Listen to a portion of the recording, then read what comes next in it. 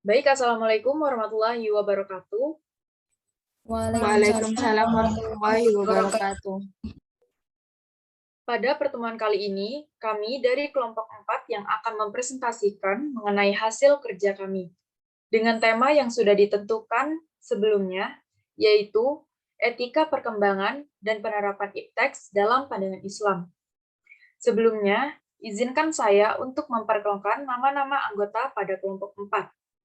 Yang pertama ada Rose Rini Andrianti, kedua Indi Rahmawati, ketiga Muhammad Rizal Fahmi, keempat Nanda Anis Mafiro, kelima Fajar Hidayatullah, keenam Fabio Oscar, ketujuh Sylvia Megalestari, dan kedelapan saya sendiri Januar Sofi Marlin.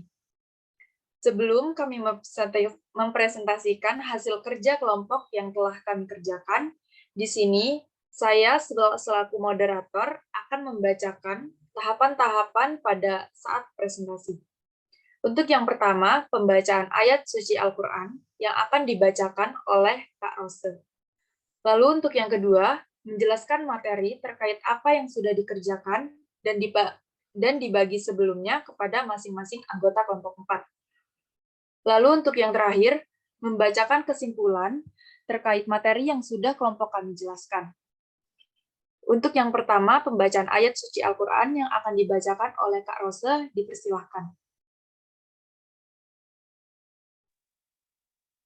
Baik, terima kasih.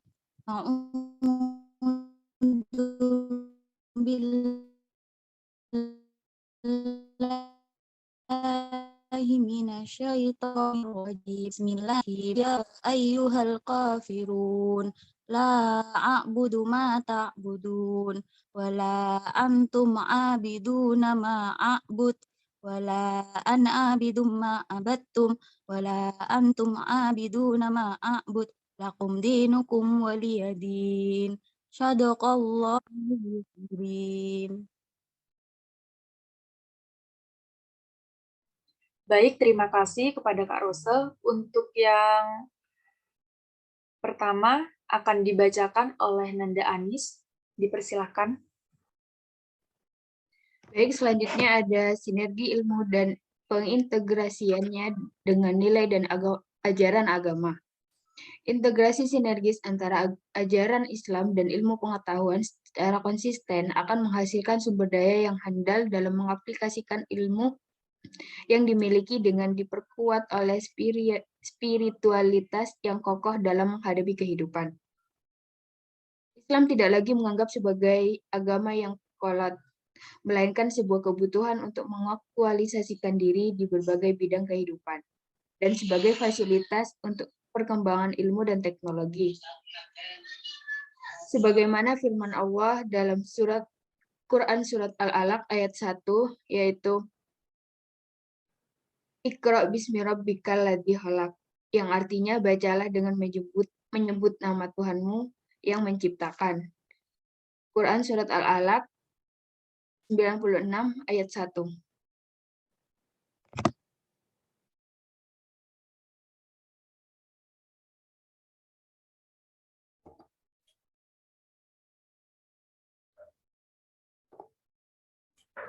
Paradigma ilmu tidak bebas nilai. Paradigma ilmu yang tidak bebas nilai atau value bound memandang bahwa ilmu itu selalu terkait dengan nilai dan harus dikembangkan dengan mempertimbangkan aspek nilai.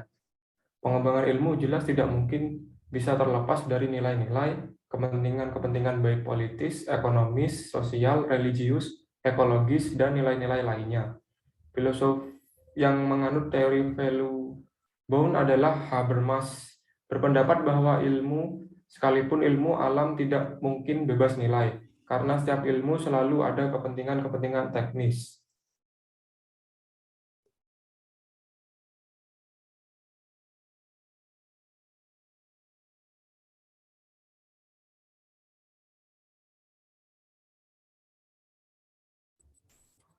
Dia juga membedakan ilmu menjadi 3 macam, sesuai kepentingan-kepentingan masing-masing, yaitu yang pertama, pengetahuan yang pertama berupa ilmu-ilmu alam yang bekerja secara empirisanalitas.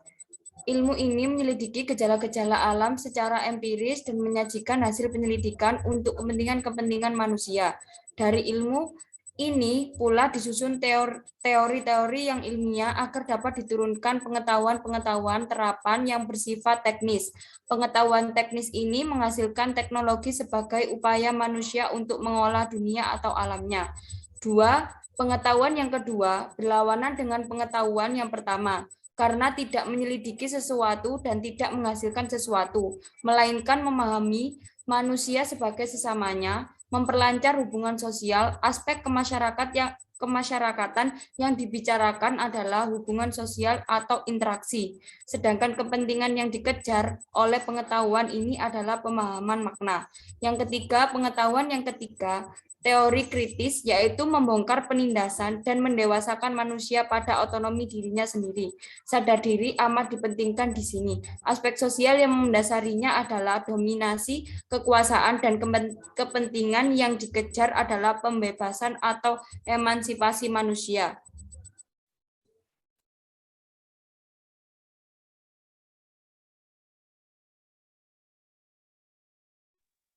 Baik, selanjutnya paradigma ilmu bebas nilai.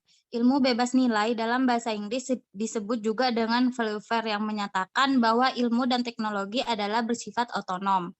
Bebas nilai artinya setiap kegiatan ilmiah harus didasarkan pada hakikat ilmu pengetahuan itu sendiri.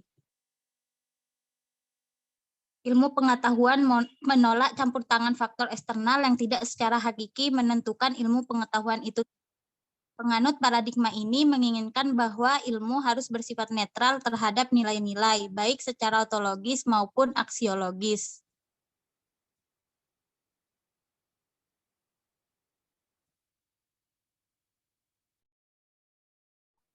Baik, selanjutnya Situmorang menyatakan bahwa sekurang-kurangnya ada 3 faktor sebagai indikator bahwa ilmu itu bebas nilai, yaitu yang pertama ada ilmu harus bebas dari pengendalian nilai.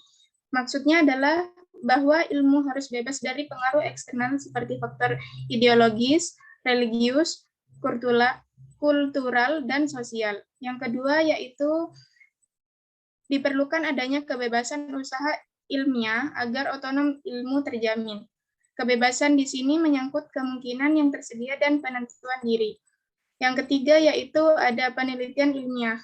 Tidak luput dari pertimbangan etik yang sering dituding menghambat kemajuan ilmu karena nilai etis sendiri itu bersifat universal.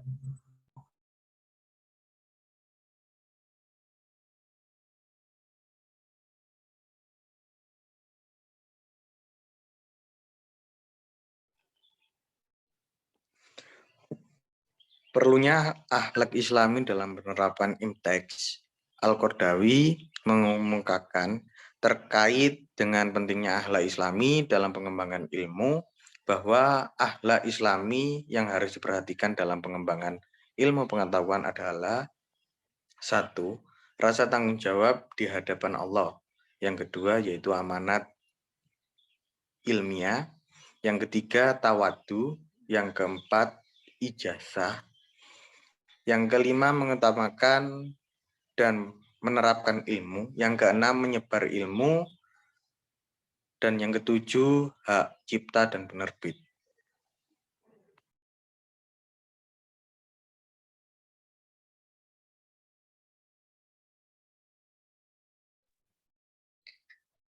Berdasar perlunya akhlak Islami di atas, peran Islam menjadi keniscayaan dalam mengembangkan IPTEX, yaitu diantaranya, untuk yang pertama, menjadikan akidah Islam sebagai paradigma ilmu pengetahuan.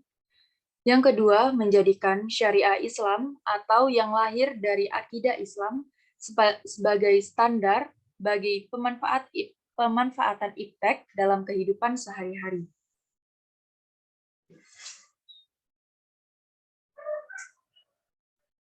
Berikut adalah daftar pustaka hasil pekerjaan yang sudah kelompok kami kerjakan. Lalu di sini saya akan menyampaikan terkait kesimpulan dalam materi kami, yaitu IPTEX, yaitu adalah ilmu teknologi dan seni adalah suatu hal yang sangat diperhatikan dalam Islam, di mana dalam hal ini martabat manusia di samping itu ditentukan oleh peribadahannya kepada Allah, juga ditentukan oleh kemampuannya dalam mengembangkan ilmu pengetahuan. Oleh karena itu, Islam mewajibkan setiap umat muslim untuk menuntut ilmu, karena manusia adalah makhluk yang telah dikaruniai potensi akal yang sepatutnya diperintah untuk berpikir dan berilmu. Tetapi iptek dalam seni pada zaman sekarang ini telah dikuasai oleh peradaban barat yang mana banyak melanggar atau melenceng dari syariat sejatinya, yaitu ilmu adalah amal jariah, maka iptek haruslah dijalankan sesuai dengan hukum dan syariat. Yang patut dipertimbangkan adalah mengenai halal haramnya, bukan manfaatnya saja.